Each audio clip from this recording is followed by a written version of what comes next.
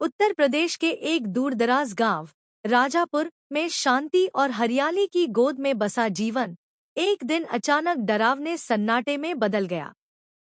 गांव का सरपंच देवेन कुमार एक कठोर, लालची और सत्ता का भूखा आदमी था। हर कोई उससे डरता था, उसकी बात काटने की हिम्मत किसी में नहीं थी। लेकिन एक महिला ऐसी थी जो न तो डरती थी और न ही झुकती थी। कविता, 30 वर्षीय, मजबूत इरादों वाली विधवा, जो अपने खेतों पर अकेले मेहनत करती थी। देवेन कुमार की नजर काफी समय से कविता की जमीन पर थी। खेत उपजाऊ था, पानी की सुविधा थी और गांव के बीचों बीच होने से उसका मूल्य कई गुना था। सरपंच ने पहले बातचीत से, फिर धमकियों से उसे डराने की कोशिश की, लेकिन कविता अडिग रही। उसका कहना था, यह जमीन मेरे पति की आखिरी निशानी है, इसे मैं किसी को नहीं दूंगी। हत्या और रहस्य की शुरुआत। एक दिन कविता रोज की तरह अपने खेत पर काम करने गई, लेकिन उस दिन शाम तक वह घर नहीं लौटी।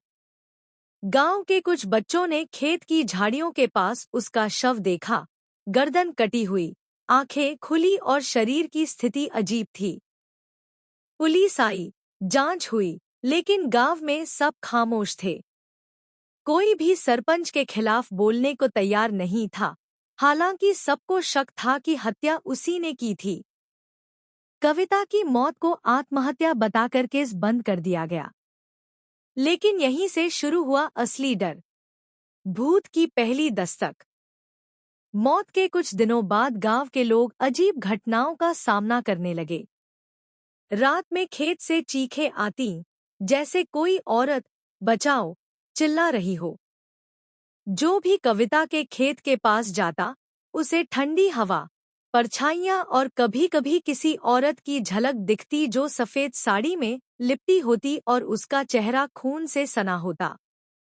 एक दिन गांव का एक नशेड़ी युवक मोहन रात को खेत में गया और अगली सुबह उसका शव उसी जगह पाया गया जहां कविता की लाश मिली थी, गर्दन उसी तरह कटी हुई। गांव में अफवाह फैल गई, कविता की आत्मा अब एक पिशाचनी बन चुकी है। रमेश भाई का फैसला। राजापुर का एकमात्र निर्भीक इंसान था रमेश भाई, जो खुद एक सामाजिक कार्यकर्ता था। वह कविता की मौत से बहुत आहत था और सरपंच की सच्चाई जानता था।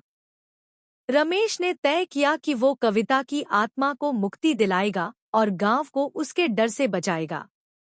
उसने बनारस से एक प्रसिद्ध तांत्रिक को बुलाया, डमरू बाबा। बाबा की लंबी दाढ़ी, गले में नरमुंड की माला और आंखों में एक रहस्यमयी चमक थी। वह आते ही बोला, यह कोई साधारण आत्मा नहीं है, यह बदले की आग में जल रही आत्मा है, जिसने मौत के बाद भी चैन नहीं लिया। तांत्रिक की तैयारी और पहला आमना सामना। डमरू बाबा ने गांव के बीच में हवन कुंड बनाया। चारों ओर नींबू, राख, लाल सिंदूर और त्रिशूल लगाए। रमेश ने सरपंच को चेतावनी दी कि अब सब कुछ खुलेगा, लेकिन देवेन कुमार हंसते हुए बोला, तंत्र मंत्र से मेरा क्या होगा। रात के 12 बजे तंत्र क्रिया शुरू हुई। जैसे ही डमरू बाबा ने जाप शुरू किया, पूरे गांव में तूफानी हवा चलने लगी। खेत की ओर से एक जोरदार चीख सुनाई दी, इतनी भयानक कि कई लोग बेहोश हो गए। कविता की आत्मा हवा में प्रकट हुई, आंखें जल रही थी, बाल बिखरे हुए और चेहरा क्रोध से कांप रहा था।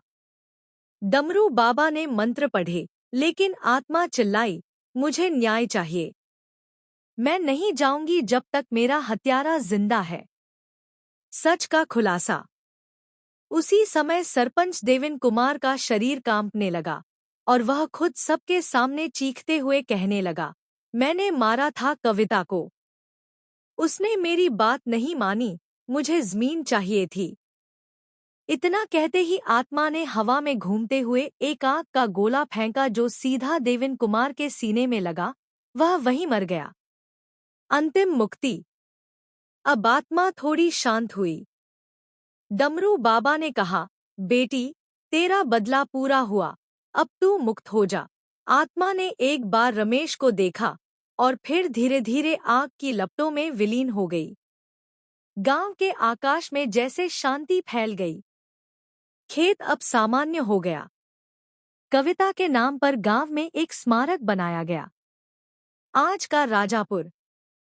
राजापुर अब एक शांत और समृद्ध गांव है, लेकिन हर साल कविता की पुण्यतिथि पर गांव वाले उसकी आत्मा को याद करते हैं। रमेश भाई अब गांव के सरपंच बन गए हैं और उन्होंने शपथ ली कि अब किसी निर्दोष के साथ अन्याय नहीं होगा। डमरू बाबा वापस अपने आश्रम चला गया, लेकिन जाते हुए बोला, जहां अन्याय होगा वहां मैं फिर आऊंगा। आत्माएं कभी गलत नहीं होती, गलत होते हैं उनके साथ किया गया व्यवहार। कविता की आत्मा चली गई, लेकिन उसका संदेश यही रह गया, अन्याय के खिलाफ आवाज उठाओ, चाहे जिंदा हो या नहीं। अगर आप चाहें तो मैं इस कहानी का ऑडियो, वीडियो या कॉमिक बुक रूपांतरण भी बना सकता हूँ।